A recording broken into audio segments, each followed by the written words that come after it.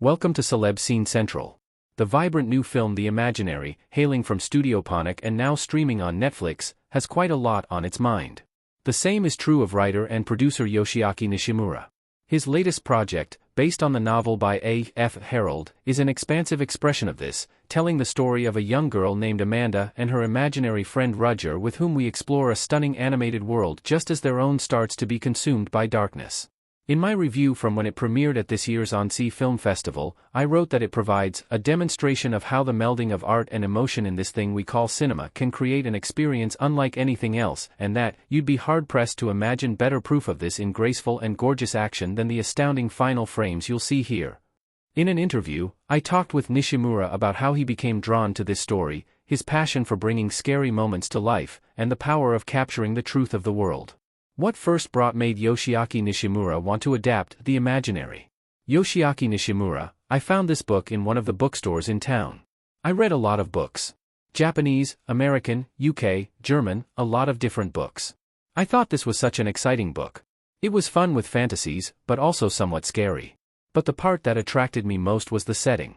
Usually, the main format of stories about children is that they meet this space being like E.T. or fairy or creature like Totoro. Then, through that, they grow up, and that's the primary story you often hear. For me, what was special was that this book focused on a main character as a boy that emerged as the imagination of a girl. Then this world is depicted through the imagined being that the girl created. What was intriguing was the part where, if something happens to this girl or if this girl forgets Roger, then no one else in the world can even see him. I felt this possibility that, if we were able to depict Roger in this animation, then we would be able to create a story based on the unseen, important things in the world. What animated film inspired Yoshiaki Nishimura when making The Imaginary? Nishimura: my answer might surprise you. The Grave of the Fireflies. That animation is the most important animation for me. I first saw The Grave of the Fireflies when I was 10 and I was a child like Amanda.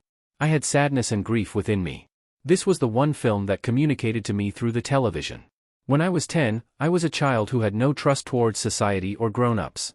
I loved the story so much, I felt like this film was made just for me.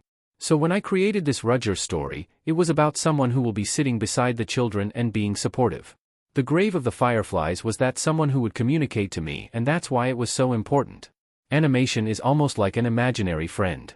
When they grow up, they might not remember the title or the character or anything, but still it remains in the heart of children, even if they thought they had forgotten. We are creating these films having faith and belief in the future of the children, that after they grow up, they'll still be very happy. That has become the building block, the basis, of my approach to creating animation. Why was capturing the horrors of the world important to Yoshiaki Nishimura with The Imaginary? When you point to The Grave of the Fireflies, there is a very heavy, almost horrifying, component to The Imaginary. How were you thinking about it in terms of that horror? Nishimura: I am so happy with your question. You see this often in stories from England, they don't hide the scariness. Many of the British stories have this scariness within their plot. The written language is different, of course, from the visual language. When you create the film, sometimes the scariness can be very vivid. So I thought a lot about making sure that we can get the right balance when we turn this into visuals. When I was reading the book, I had one idea in mind, and what I felt was we should not lie to the children. I'm a father of one son and one daughter.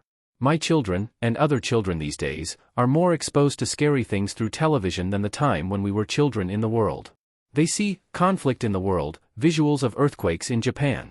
If animation depicts the world by sending the message that the world you live in is all happy and there is nothing to be afraid of, I think that's a lie.